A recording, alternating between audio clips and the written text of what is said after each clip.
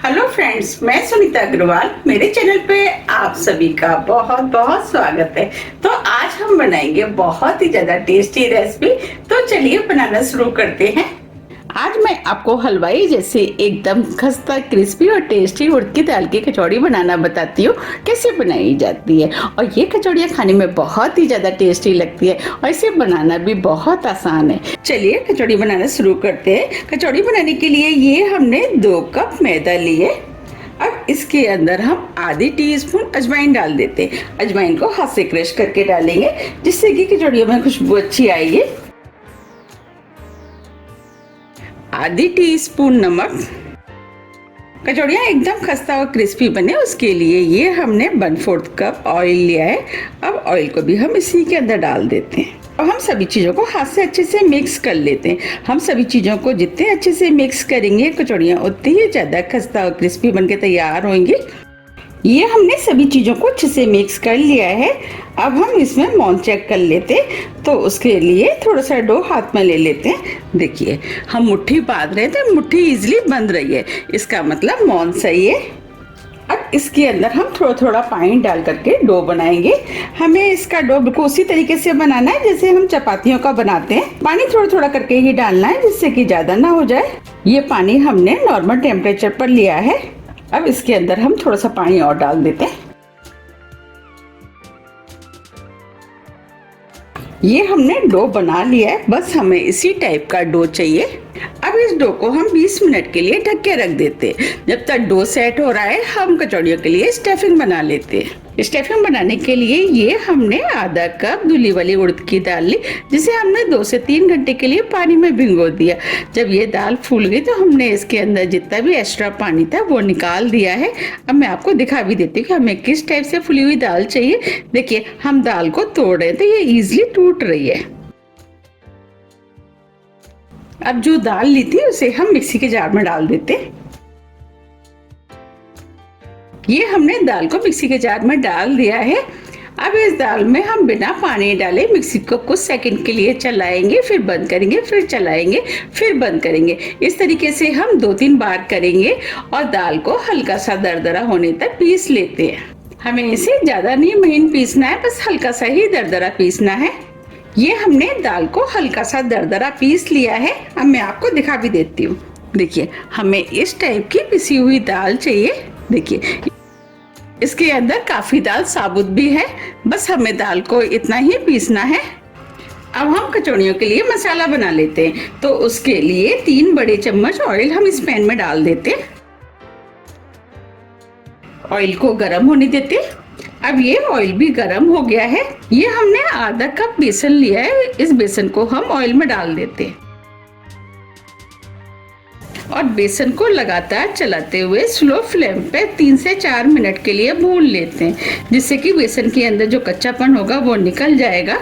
हमें बेसन को स्लो फ्लेम पे ही भूनना है जिससे कि ये बेसन अंदर तक अच्छे से भुन के तैयार हो। जब हम इस तरीके से बेसन को भून करके कचौड़ियाँ बनाते हैं तो कचौड़ियाँ बहुत ही ज़्यादा टेस्टी बनके तैयार होती हैं और बेसन बाइंडिंग का भी काम करता है।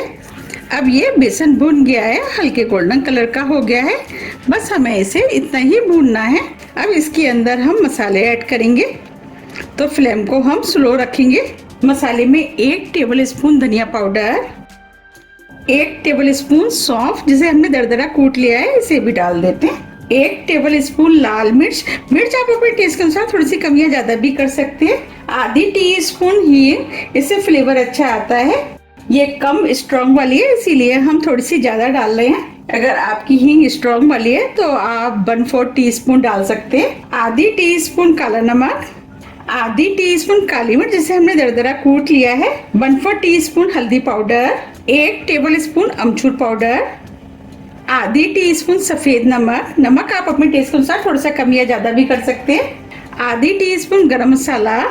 ये हमने 1 टेबल स्पून कसूरी मेथी ली है, इसे हम हाथ से क्रश करके डालेंगे जिससे कचौड़ियों के अंदर खुशबू अच्छी आएगी। अब सभी मसालों को कुछ सेकंड के लिए भून लेते हैं जिससे कि मसालों के अंदर जितना भी कच्चापन होगा वो निकल जाएगा। मैं आपको हलवाई स्टाइल की कचौड़ियाँ बनाना बता रही हूँ। हलवाई भी बिल्कुल ऐसे ही कचौड़ियों को बनाते हैं। अब ये मसाले भी भुन गए हैं। अब जो दाल हमने पीसी थी वो हम इसके अंदर डाल देते। दाल को मसाले में अच्छे से मिक्स कर लेते और आप चाहें तो इसके अंदर हरा धनिया हरी मिर्च भी डाल सकते हैं, लेकिन हम जब हरी मिर्च हरा धनिया डाल करके कचौड़ी बनाते हैं तो उसकी सेल्फ लाइफ कम हो जाती है, इसीलिए हम इन दोनों चीज़ों का इस्तेमाल नहीं करेंगे, जिससे कि हमारी ये कचौड़ियाँ काफ़ी लंबे टाइम तक चले। ये हमने मसाले को दाल में अच्छे से मिक्स कर लिया है। हमने इसके अंदर बेसन डाला है, उसकी वजह से दाल के अंदर जितना भी मॉइस्चर था वो बेसन ने सोख कर लिया है, इसीलिए इसके अंदर बेसन डाला जाता है, जिससे कि दाल के अंदर जितना भी मॉइस्चर हो वो अपने अंदर सोख कर ले। ये 2 टीस्पून पाउडर शुगर लिए, इसे भी हम इसी के अंदर डाल देते हैं और पाउडर शुगर को मिक्स कर देते हैं।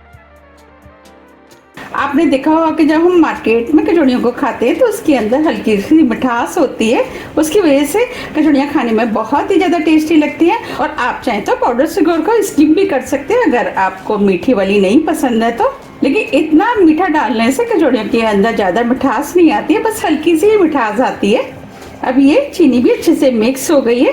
अब इस दाल को हम 2 से 3 मिनट करीब मीडियम फ्लेम पर भून लेते हैं। वैसे तो ये दाल काफ़ी ड्राई हो गई है, 3 मिनट करीब हो गए हैं। अब ये दाल भी भुन गई है और दाल के अंदर से बहुत अच्छी खुशबू भी आ रही है। अब फ्लेम को ऑफ कर देते हैं। अब इस दाल को हम प्लेट में ठंडा होने के लिए निकाल लेते हैं। अब जो हमने स्टफिंग बनाई थी वो भी ठंडी हो गई है। अब इसकी हम छोटी छोटी बॉल बना लेते हैं। उसके लिए हाथ में हम थोड़ा सा मिश्रण ले लेते हैं और इस मिश्रण को इस तरीके से दबाते हुए हम छोटी छोटी बॉल बनाएंगे। देखिए ये बॉल बन गई है। अब इस बॉल को हम प्लेट में रख देते हैं। इस तरीके से हम सभी बॉल बना के तैयार कर लेंगे। ये हमने स्टफिंग की बॉल बना ली है। चलिए अब हम डो देख लेते हैं। 20 मिनट करीब हो गए हैं। अब ये डो भी सेट हो गया है।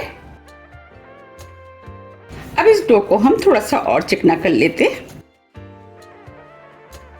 अब ये डो भी चिकना हो गया है। इसकी हम लोइयां तोड़ लेते हैं। तो इसको हम 2 भागों में तोड़ लेते हैं। पहले इस तरीके से हम छोटी छोटी लोइयां तोड़ लेते हैं।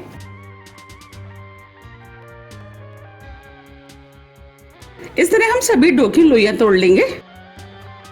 ये हमने सभी लोइयां बना ली हैं। चलिए अब हम कचौड़ियां बना लेते हैं। तो इसमें से हम एक लोई ले लेते हैं और इस लोई को हम हाथ से इस तरीके से चिकना कर लेते हैं।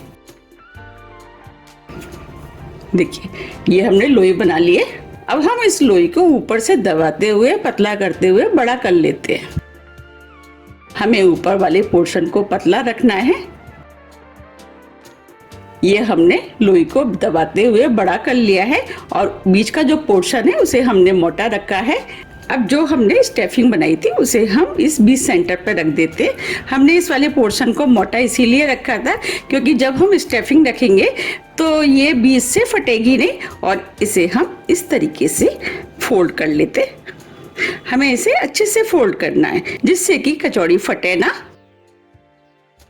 ऊपर वाला पोर्शन था उसे भी हमने इस तरीके से हाथ से दबा दिया है और इसे हम उल्टा रख देते हैं हाथ के ऊपर और हमें इसे हाथ से ही बड़ा करना है। देखिए इस तरीके से हम दबाते हुए कचौड़ी को बड़ा करेंगे। हमें इसे बेलना नहीं है, इसे हाथ से ही दबा करके हमें बड़ा करना है क्योंकि हलवाई भी ऐसे ही कचौड़ी बनाते हैं। और जो बीच वाला पोर्शन होता है उसे हमें इस तरीके से दबा करके हल्का सा गड्ढा करना है जिससे कि हमारी कचौड़ियाँ फूली फूली बन के तैयार हो। देखिए मैं आपको दिखा भी, देखिए बीच सेंटर पे गड्ढा है और साइड से ये उठा हुआ पोर्शन है। और इस तरीके से हम सभी कचौड़ियों को बना के तैयार कर लेंगे। ये हमने कुछ कचौड़ियाँ बना ली हैं। अब हम कचौड़ियों को फ्राई कर लेते हैं। उसके लिए कढ़ाई में हमने ऑयल गरम करने के लिए रख दिया है। हमें इन्हें फ्राई करने के लिए बहुत हल्का ऑयल गरम चाहिए। अब हम ऑयल को चेक कर लेते, तो थोड़ा सा डो हम कढ़ाई में डाल देते। देखिए डो के आसपास हल्की हल्की से बबल्स आ रहे हैं, इसका मतलब ऑयल गरम हो गया है। बस हमें इतना ही हल्का ऑयल गरम चाहिए।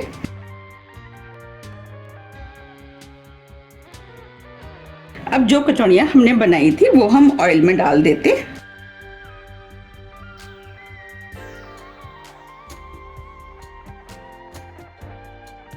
अब इन्हें स्लो मीडियम फ्लेम पे फ्राई होने देते।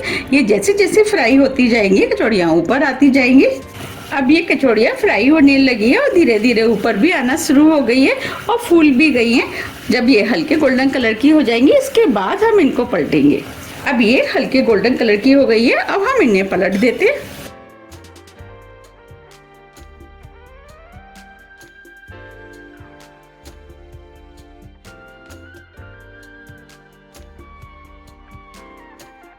अब हम इन्हें दूसरी तरफ से भी फ्राई होने देते हैं। अब हम इन कचौड़ियों को उलट पुलट के अच्छे से कलर आने तक फ्राई कर लेंगे। हम फ्लेम को स्लो ही रखेंगे जिससे कि ये कचौड़ियाँ अंदर तक सिक करके खस्ता बने। अब ये कचौड़ियाँ चारों तरफ से अच्छे से फ्राई हो गई है और क्रिस्पी भी हो गई है। अब हम इन्हें निकाल लेते हैं।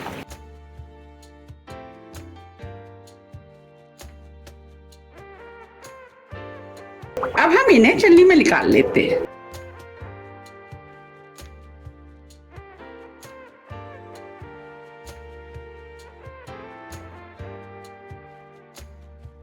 देखिए कितनी बढ़िया फ्राई हुई है और कितनी फूली फूली बनी है।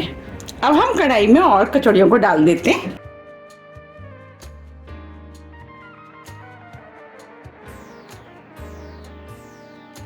अब हम इन्हें भी बिल्कुल उसी तरीके से फ्राई करेंगे जैसे हमने पहले की थी। ये मैंने सभी कचौड़ियों को सेक के तैयार कर लिया है। इनके साथ खाने के लिए ये मैंने आलू टमाटर की सब्जी बनाई है, धनिया पुदीने की चटनी, इमली की चटनी। आप इन्हें किसी के साथ भी खा सकते हैं, सभी के साथ ये खाने में टेस्टी लगती हैं। और इन सभी की रेसिपी आप मेरे चैनल पर देख सकते हैं। अब मैं इन कचौड़ियों को आपको पास से भी दिखा देती हूँ कितनी खस्ता बनी है। इसमें से एक कचौड़ी ले लेती हूँ।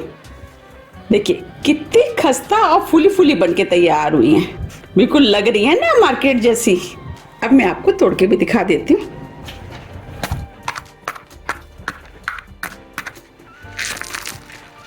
बनी है ना कितनी खस्ता। और आप चाहे तो इसके ऊपर थोड़ी सी हरी चटनी। आप इन कचौड़ियों को बना करके 8 से 10 दिन के लिए आराम से रख करके खा सकते हैं। अगर आप सफर पर जा रहे हैं तब भी आप इसे बना करके ले जा सकते हैं और ये खाने में तो बहुत ही ज्यादा टेस्टी लगती है। इमली की चटनी डाल करके भी खा सकते हैं। आप चाहे तो इसके ऊपर थोड़ा सा दही भी डाल सकते हैं।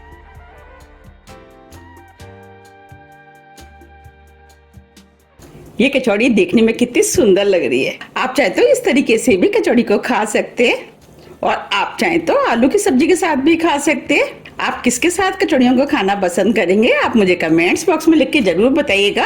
और आप मुझे ये भी बताइए कि आप कौन सी सिटी से मेरी रेसिपी देख रहे हैं। आपसे जुड़ करके मुझे बहुत अच्छा लगता है। अगर आपको मेरी कचौड़ी की रेसिपी थोड़ी भी पसंद आती है तो रेसिपी को लाइक कीजिए, चैनल को सब्सक्राइब कीजिए और ज़्यादा से ज़्यादा फ्रेंड और फैमिली के साथ शेयर कीजिए। अब हम फिर मिलते हैं इसी तरह की टेस्टी रेसिपी के साथ। जब तक के लिए नमस्कार।